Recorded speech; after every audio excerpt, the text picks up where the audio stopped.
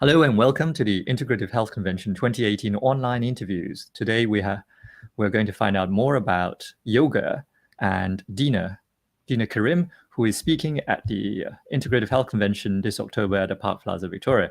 So the Integrative Health Convention is an annual convention in London featuring many leaders in the fields of complementary and conventional medical therapies to help people get better through various different healing practices.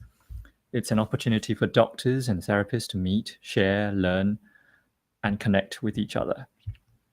Because we believe that true health is holistic and that people get better in more than just one way. And that we all have so much to learn from each other. So the Integrative Health Convention provides a stage for this, for therapists, doctors, and the public. Today I'm speaking to one of our excellent speakers and who's coming to the 2018 Integrative Health Convention at the Park Plaza Victoria in London this October to share with you what she knows and to tell us a bit about who she is and what she does and what to expect from her talk. But first of all, I'm your host, Dr. Wong. I've been a GP for the last 12 years in Devon, and I'm the co-founder of Neurolinguistic Healthcare Limited, who are the organizers of the Integrative Health Convention. Neurolinguistic Healthcare provides courses in advanced communication skills and therapeutic techniques, as well as training in hypnosis for healthcare providers. So this is, today we have Dina Karim, who is a qualified, hi Dina, junior intermediate level 3 Iyengar yoga teacher. She has been practicing and studying yoga for the last 25 years and teaching for 23 of those, covering various fields of yoga, from regular yoga to therapy, to children, to teens, pre and postnatal yoga as well. She runs classes and courses and workshops at Try Yoga Chelsea and privately as well, which helps people get an in-depth knowledge of yoga and how to practice it accurately and safely and ultimately feel better physically, mentally, and emotionally, and also gain a healthy perspective on life.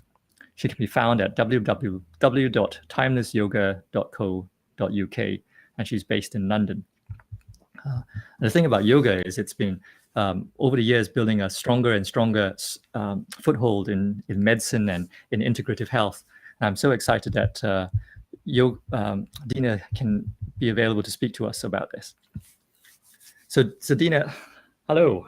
Hi. Thank you so much. I'm very excited to be part of this amazing convention, first of its kind. So well done for getting this together, and thank you so much for inviting me. Great, really glad to have you. So should we begin by first letting the audience know a little bit more about yourself, what I didn't cover? Well, you've put it in a nutshell. But I have to say, though, to add to that, that I really wouldn't be here if it wasn't for the support of my amazing family and my husband, my current family. Without them, really, I don't think I would have had the opportunity to have gone so deeply into what I do. So I just want to say thank you to them. And I started yoga some time ago, and it's been an incredible privilege, an incredible process. I was lucky in that I discovered Iyengar yoga very much at the beginning. Initially, I was drawn to meditation, to Buddhism, and then I moved on to yoga, primarily because, you know, when I was meditating, I found that I was distracted by the physical discomfort of my body, and I needed to deal with the body to get the peace of mind and the serenity of mind in order to support my meditation. So I discovered yoga very soon. I was in my early 20s. I just graduated from having done an arts degree at St. Martin's. And yeah, what else can I tell you? So it was really third class in that I decided, I felt amazing, and I decided there's nothing better I can think of than passing this on to others. So I immediately signed up for a teacher training course, which at the time was 4 years long. So I'm so lucky that I started early.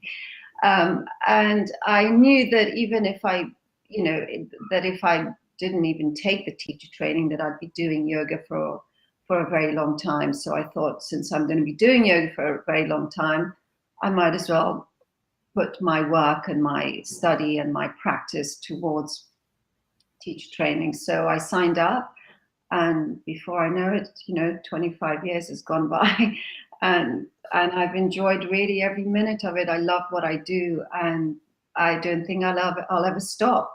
It changes in terms of, as you get older and different requirements are there, but essentially, the very thing that attracted me at the beginning is the very thing that still keeps me attracted, and that's really discovering us, who we really are, who we truly are, what our purpose is in this lifetime, and how to fulfill it. So yoga's been really instrumental in helping me progress in that direction. And even though I've been doing this for 25 odd years, practicing and teaching for 23, I believe, I still feel very much a beginner, and it's an art and science of living that will, feels that it's going to take me a lifetime, maybe more, to really get to grips with it and understand it. So I hope that what I have to offer is sufficient for people who will come to me. And so far I've had good feedback, so hopefully it will be enough. It's pretty good for 25 years. Well, I So, think it is. Go on. Yes, well, it like I said, it's such a huge subject, and initially I was attracted to other forms of exercise. I was always, into exercise at school, whatever sports, but there was always something missing. I remember going to an aerobic class, the great instructor, and I just thought, why am I doing this? There's something missing in this. And eventually I discovered yoga, and it was great because it gave me the opportunity to get into something that I knew would take me, a very long time, and it would keep me interested for a very long time. And there's always something to discover. I'm constantly learning, I'm constantly studying, I'm constantly training. And let's see where it's going to take me. I'm on the right route, it feels. Really good. So for the audience, everyone, all of us have an idea what yoga is because it's become so huge these days. But how would you explain what yoga is? What yoga involves? Well, from what I understand it, the actual word yoga means union, and it's referring to the union of individual self to the universal self. And that seems like a very far-fetched concept for many people and beginners. But the best way that a beginner can experience that union is initially just coming to class, doing a few postures, discovering their body, discovering their breath, and experiencing the combination of the mind, the body, and the breath being at one, which I'm pretty sure most people experience that at the very beginning. And understanding that that's a glimpse of what it could be like if the individual soul is united to the universal soul. We are born, and we believe that, we are separate entities. And what yoga helps one, what yoga teaches us is that we're not separate. We are essentially not separate. We are part and parcel of the whole. So it's really the melting of the ego is what is really referred to. It's the ego that gives us the illusion that we're separate, but yoga teaches us that we're not. And this falls into the, a lot of these spiritual concepts of harming ourselves is harming others is harming ourselves. So recognizing that we are a whole, we are part of the whole, changes our perspective and enables us to, live in harmony with ourselves and others. I think this is the nutshell of yoga that inspires me to really integrate in my own practice and understanding, and to pass on. Amazing. That explain your question. Yeah. So I'm always curious what brings someone to be interested in their field. So in yoga, in your case, can you tell me what got you interested and how, the story behind how you started doing what you do? So in my early 20s, having completed my degree and having had a couple of years as an active photographer, artist, I just felt that there had to be more to life than what I'd so far experienced.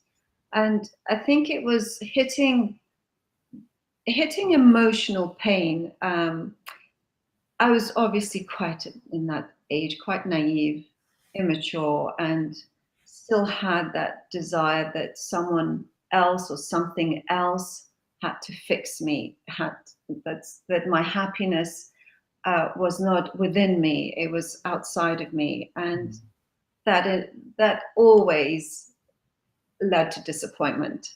So I felt that, right, there has to be more. There's got to be another answer to happiness. And that's when I started searching. And the first thing that I came across, as I explained earlier, was Buddhism. And the two practices that were the foundation practices, the mindfulness of breathing and the metta bhavana, which is a practice of loving kindness, was really, really tangibly helpful. And what happened as I carried on was realizing that as I'm sitting and meditating, I'm really just distracted by the discomfort of my body. Some of the practices, you might start off with 10 minutes, it'd be 20 minutes. The hardcore practices would be an hour long. So I really felt that I needed to do something to address that. And it was lucky that the chairman of the Buddhist Center, Moksha Raja, his name is, was learning Iyengar yoga. So he became his guinea pigs. And it was the third class in, as I mentioned earlier, that I felt, and I instinctively realized that, okay, that's what I'm going to do. That the art world at the time, I guess I'm not going to put it down. It was, fashion photography that I was doing at the time. I wasn't really ready to integrate with that particular group of people. I built prejudices, and which was not really very yogic, but I just thought I need something else at this time in my life, and yoga was the perfect thing. And so I decided that I will carry on with my photography. It changed from fashion advertising to portraiture. And very soon on, I went traveling to India for 3 months. And that was more of a Buddhist trip and more of a, this curiosity that took me out there. And it, 3 months out there was amazing. I met Dalai Lama and received his blessings. I did Vipassana meditation at Goenka Center, which was a week-long intensive. All of that was incredibly helpful and transformative. And when I came back, I started my teacher training. So I had decided before I went to India that definitely that's what I'm going to do. Carried on with my photography and art. And when I was traveling, I was taking pictures, came back, had exhibitions, and carried on and on with my photography for as long as I could. But then at one point, yoga just took over. And before I know it, I'd qualified. I immediately opened a studio in Holland Park and started teaching very much full time, running classes, workshops, intensives, inviting teachers to teach, running yoga holidays. And I was very, very, very, I remember I was incredibly happy, and I still am. But at that point, that was a transition from not quite knowing what I wanted to do, not quite being satisfied in what I was doing, and not being completely fulfilled in my life, to that transition of being very happy, very content, and really enjoying what I was doing.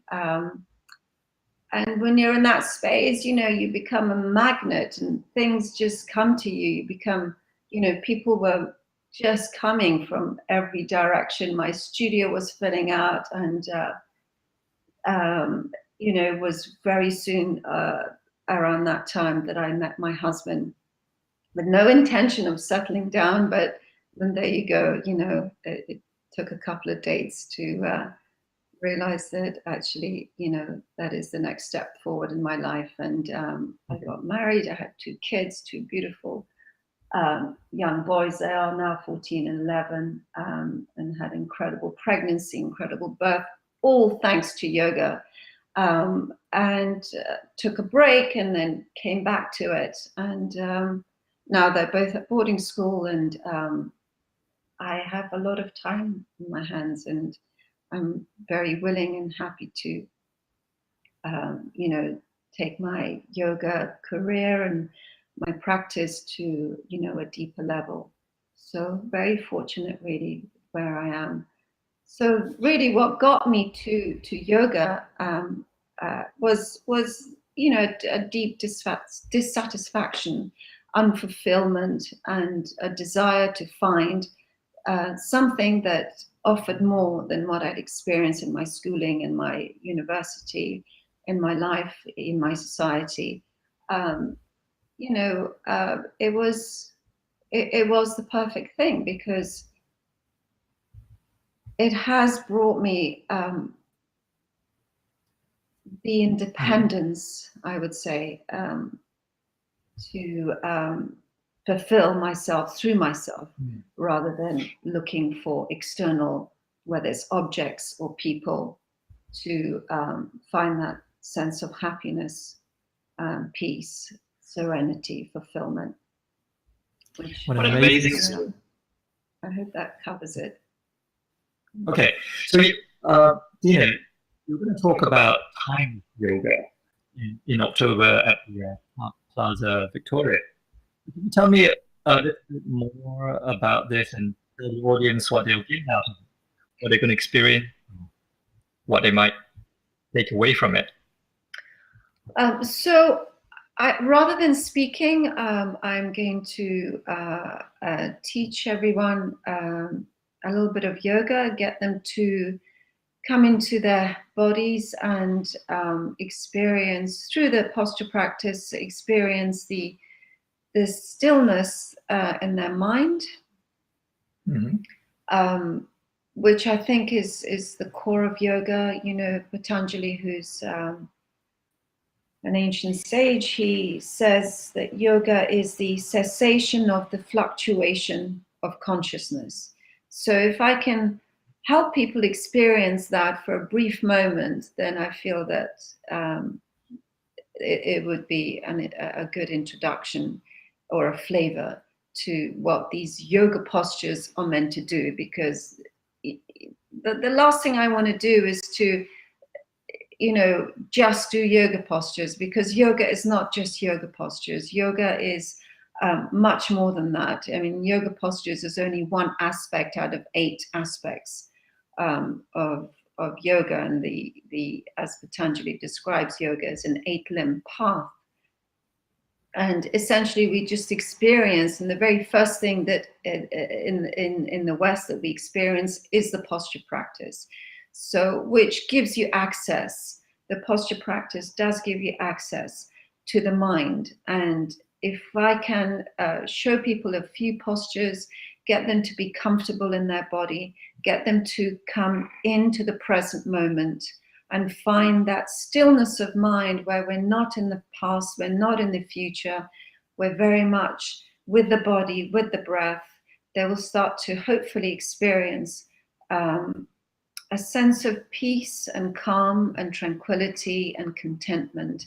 And I hope that they will see that there's a wealth of inner resources that is always there, that we just lying dormant without most of us being really aware of this, to tap into that and realize that they can too start to become independent of the external world, in the sense that they don't have to rely. It depends obviously on their conditions, that they don't have to rely on pills and portions and security from external sources, whether that's emotional security.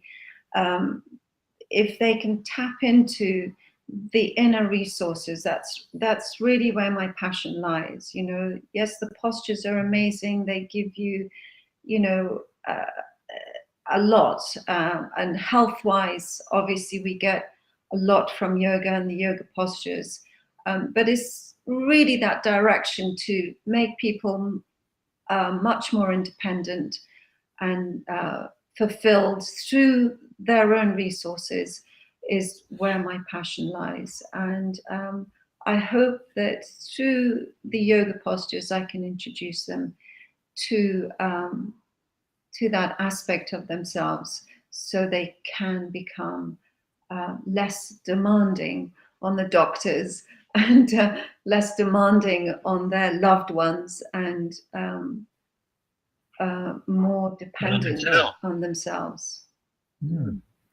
So it's going to be quite an experiential and interactive.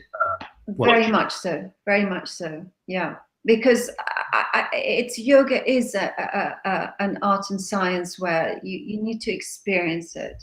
You know, you can try to explain it to people, but they won't really understand it until they experience it. So I think everyone's going to have their heads full from all the talks, and it would be a nice break to just, you know, switch off the thinking faculty and move to the back brain from the forebrain and find that stillness of mind, which would be amazing if they do experience that. I'm pretty sure they will. Excellent. Having thought about the integrative health prevention, the audience would be a doctor, and a public. Where do you, your particular practice, so yoga, fit in integrative health, and some people will call it holistic? How would yoga fit into holistic? Well, it's very much, you know, it is a holistic health. It's an art and science of living. It covers, for me, it covers everything. It covers mind, body, and spirit. Those who are ready to take it beyond the physical, there is something for them. And essentially, I think holistic definitely means dealing with the entirety of us. And how yoga will fit in is to show people that the whole of us, the core of us and the whole of us, you know, the core of us is part of the whole, and we need to recognize both. So without doing that, I think healing will be difficult. You know, ultimate healing and progress is difficult without realizing that we are part and parcel of the whole. And yoga covers, it just covers everything. And, you know, the more I look at and study, the more I realize I don't need to go anywhere. I just need to delve deeper and deeper and deeper in this subject, not only studying it, understanding it, comprehending it, but also obviously practicing it. And it meets every need you can think of and more. So I know you're still holistic. We're all still learning. Sorry? But what do you think, with all your years of experience, in particular, is the key to health and healing? So something personal as to what you think makes the most difference. Well, essentially, and I would say in what people will experience immediately is, with what I do, which is my training is in Iyengar yoga, is the posture practice. And what's unique in the Iyengar method, from my experience, is learning these poses with utmost precision, detail. It's the only method I know that can teach you the poses in such a way that it becomes almost meditation in action. You become so fully absorbed in your body and thinking about every aspect, every part of your body and how you're doing this, that not only is it unique in that way, but it's also unique in that it doesn't leave room for your mind to think of anything else, because the teacher's constantly directing you to you and the many aspects of you and the many parts of your body that needs to be engaged in that particular pose. So it's very much a meditation action. It's very much a method that is going to teach you the poses inside out. And because of that, whatever other style of yoga you do, with that knowledge, you will know that you have a very safe practice, that you're minimizing injury, you are taking care of your body long term. So you may not know, for example, in a pose called Trikonasana, which is triangle pose, which is standing pose, you may not know that you're locking your knee. You may not know that you need to engage your quadricep and pull that thigh muscle up and engage the whole of the leg by pressing the ball of the foot. That in your attempt to do that pose, if you're locking your knee, you may not feel that that is going to be harmful for you. But years of practice and with malalignment will end up, with some injury later on in your life. So it's a preventative measure as well as taking care of obviously immediate injuries that people come with and present themselves with. So initially people will experience this, in-depth practice, this, detailed, aligned with the focus of detail and alignment is very much the unique aspect of this method. But, my teacher calls his yoga Patanjali yoga, and Patanjali's an ancient sage who's, his book, the Yoga Sutras, really gives you what yoga is. And if anyone is really interested in what yoga can deliver, is very much in those texts, in his Yoga Sutras. So I'd highly recommend that people read that to understand what really yoga is. So I would say what's unique is what I've just explained, but what I'm really passionate about is really to get to the core of yoga, so beyond the posture practice, bringing the mind into stillness and finding that peace and serenity is very much an aspect of my yoga classes when I teach. So people don't just get stuck with posture, achieving, the next pose, getting your leg behind the head. That means nothing if you don't have yoga in perspective. In that it is beyond that. As I explained, it's an 8-limb process, which is yama, universal moral commandments, niyama, self-purification through personal conduct, asana, posture practice, pranayama, rhythmic breath control, pratyahara, withdrawal of the senses, dharana, concentration, dhyana, meditation, and finally samadhi, which is absorption of the individual soul to the universal soul. That is yoga. And if we can study that, because each aspect has sub aspects to it, if we can study that whole topic and practice it and bring it into our lives, then we can claim that we are doing yoga, not the mere posture practice, which has a lot to offer, but it's beyond that will really take you to greater places. An absolutely amazing and holistic practice. Thank you very much, Dina. Thank you to the audience. I'd very much like to attend, but there's so many different talks at the convention. There are over 36 different ones to choose from. Remember to get your tickets early now from our website by following the links below. We are the Integrative Health Convention in London on the 13th and 14th of October 2018. You can use the discount code podcast10, which will give you a 10% discount as a gift from us to you for sharing your time with us. When we see you in October in London, our speakers will be sharing so much more with you then, and you can get to meet Dina here and myself and all our other talented speakers. We look forward to seeing you there. Thank you very much, Dina. Thank you very much, all of you.